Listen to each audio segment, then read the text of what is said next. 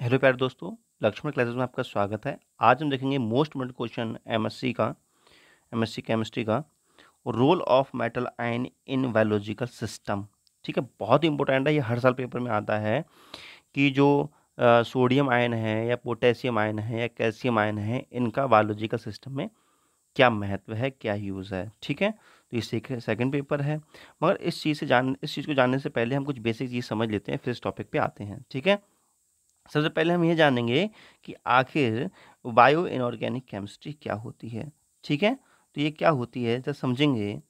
Relationship between biological process and inorganic materials. ठीक है, जो बायोलॉजिकल प्रोसेस होती हैं उनमें जो इनऑर्गेनिक मटेरियल होता है उनका क्या प्रोसेस है या क्या यूज है, उसके बारे में इस केमिस्ट्री में पढ़ाया जाता है। ठीक है, तो इनऑर्गेनिक मटेरियल्स का मतलब जैसे कि मेटल्स या नॉन मेटल्स, जिसकी हम अभी बात करेंगे। ठीक है, यह बायो ऑर्गेनिक केमिस्ट्री हमें यह बताती है। ठीक है, यह बायो इनऑर्गेनिक होना चाहिए। यह बायो इनऑर्गेनिक केमिस्ट्री हमें यह बताती है कि बायोकेमिकल प्रोसेस में inorganic chemistry role of metals and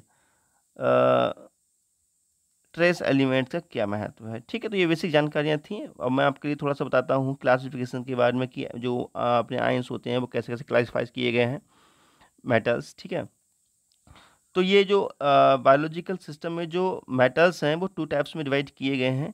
पहला है एसेंशियल एलिमेंट्स और दूसरा है आपका नॉन एसेंशियल एलिमेंट्स। ठीक है, तो एलिमेंट्स को टू टाइप्स में डिवाइड किया गया है, essential and non essentials. Essentials ऐसे एलिमेंट्स होते हैं जो हमारे शरीर के लिए बहुत आवश्यक होते हैं, और नॉन एसेंशियल्स ऐसे होते हैं जो हमारे शरीर के लिए कम आवश्यक होते हैं, है ना। तो जो एसेंशियल होते हैं इनको भी थ्री टाइप्स में डिवाइड किया गया है, बल्क एलिमेंट्स और आपको मैक्रो एलिमेंट्स और आपका ट्रांस एलिमेंट्स। ठीक है, या माइक्रो एलिमेंट्स कहते हैं। बल्क एलिमेंट्स कौन कौन से होते हैं? हाइड्रोजन, कार्बन, नाइट्रोजन और ऑक्सीजन, फास्फोरस, ये बल्क एलिमेंट्स कहलाते हैं। इनका हमारे शरीर में बहुत बड़ा योगदान होता है, जैसे कि प्रोटीन्स, कार्बोहाइड्रेट सब इन्हीं से मिलकर बने होते हैं। ठीक है, और बात आती है सोडियम, पोटेशियम, मैग्नीशियम, कैल्शियम, ये कहलाते हैं आपके मैक्रो।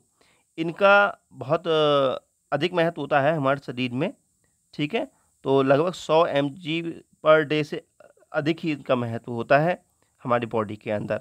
और आपके जो ट्रेस एलिमेंट्स होते हैं ये, इनका थोड़ा कम महत्व होता है इनकी तुलना में। ठीक है, ये कौन कौन से एलिमेंट्स हैं मैंने सारे रखे हैं, लेकिन हमें इतना सारा नहीं पढ़ना है। हमें मुख्य रूप से पढ़ना है इन एलिमेंट्स के बारे में, रोल ऑफ मेटल्स इनके बारे में पढ़ना है। ठीक है, तो इसके बारे में हम स्टडी करेंगे। तो सबसे पहले हम जाने एसेंशियल एलिमेंट्स होते क्या हैं। एसेंशियल एलिमेंट्स हमारे लाइफ के बहुत आवश्यक एलिमेंट्स होते हैं, इनकी कमी से हमारी डेथ भी हो सकती है या कोई बड़ी प्रॉब्लम भी हमारे शरीर में हो सकती है। नॉन एसेंशियल्स जो होते हैं वो हमारे शरीर के लिए कोई खास आवश्यक नहीं होते हैं। अब आते हैं उस बात पर जिसके लिए हम वीडियो बना रहे हैं। क्वेश्चन है role of macro elements in biological system, S block के एलिमेंट्स के बारे में डिस्कशन किया जाएगा। ठीक है, सबसे पहले हम बात करेंगे सोडियम आयन की। तो sodium ion extra cellular fluid का मेजर कंपोनेंट होता है, अर्थात सोडियम आयन एक एक्स्ट्रा सेलुलर फ्लूइड होता है। इसी कारण ये सेल के अंदर कम होगा और सेल के बाहर अधिक होता है। ठीक है, तो मुझे लगता है कि आपको समझ में आ गया होगा, लेकिन मैथमेटिक्स से अगर आप स्टूडेंट हैं तो आपको समझ में प्रॉब्लम आती होगी। मैं आपको अच्छे से समझा देता हूँ कि ये एक्स्ट्रा सेलुलर क्या होता है ये। ठीक है, तो इसको थोड़ा चित्र के हेल्प से समझने की कोशिश करते हैं। मान लीजिए ये कोई बड़ा सा पार्ट है किसी भी एनिमल्स का, तो इसके अंदर जो होती हैं सेल्स होते हैं। देखो ये सेल्स हैं बने हुए, ये सेल्स बने हुए हैं, देखो लिखा है सेल्स, ये सेल्स हैं।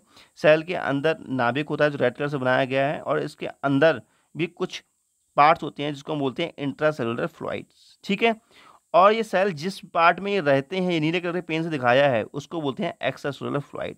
तो जो एक्स्ट्रासेलुलर फ्लूइड है इसके अंदर ही, एक्स्ट्रासेलुलर मतलब यहाँ पर सेल से बाहर ही जो सोडियम आयन है वो पाया जाता है, इसलिए इसको एक्स्ट्रासेलुलर फ्लूइड भी हम कहते हैं। नेक्स्ट पॉइंट देखते हैं। यह है सोडियम जो आयन है, बॉडी का ऑटोमेटिक प्रेशर मतलब प्रासरण दाब को नियंत्रित करता है ना। नेक्स्ट, यह एसिड बेस इक्विलिब्रियम को रेगुलेट करता है। अगर एसिड की मात्रा ज़्यादा है तो उसको कम कर देता है, और बेस की मात्रा ज़्यादा है तो उसको कम कर देता है, अर्थात इक्विलिब्रियम में रखता है दोनों के लिए, है ना। नेक्स्ट है सोडियम यह नर्व एवं मसल्स को फंक्शन को नर्व और मसल्स फंक्शन को यह कंट्रोल करता है। ठीक है, और ये लास्ट पॉइंट जो कटा हुआ है ये सही है, कटा हुआ नहीं है बेटा। यह ब्लड प्रेशर को भी कंट्रोल करता है। तभी तो आपने देखा होगा जैसे कि जो लोगों को जिसको ब्लड प्रेशर की प्रॉब्लम होती है वो कहते हैं नमक उनको ज़्यादा खाना है या कम खाना है, अर्थात उसी अकॉर्डिंग उसको नमक दिया जाता है। जैसे NaCl होता है ना, उसमें सोडियम पाया जाता है, उस चीज़ के लिए बता रहा हूँ मैं।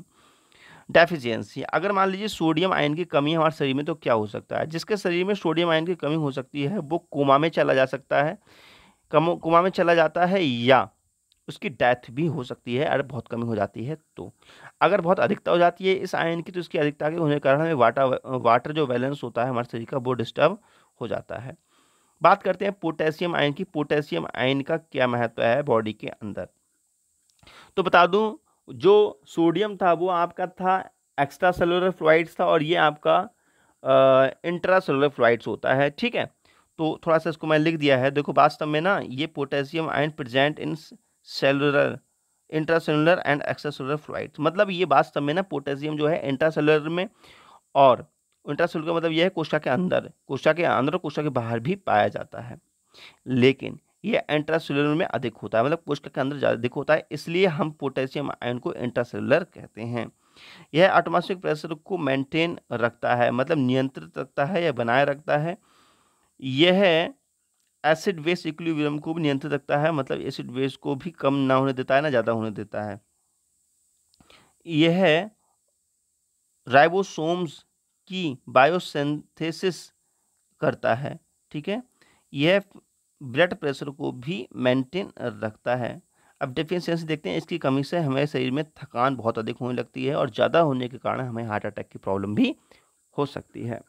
तो दोस्तों वीडियो आपको कैसा लगा जरूर बता दीजिए, अच्छा लगा हो तो लाइक कर दीजिए, चैनल को सब्सक्राइब कर दीजिए, कमेंट्स के बताइए वीडियो आपके और क्या चाहिए। Okay, bye bye, thank you.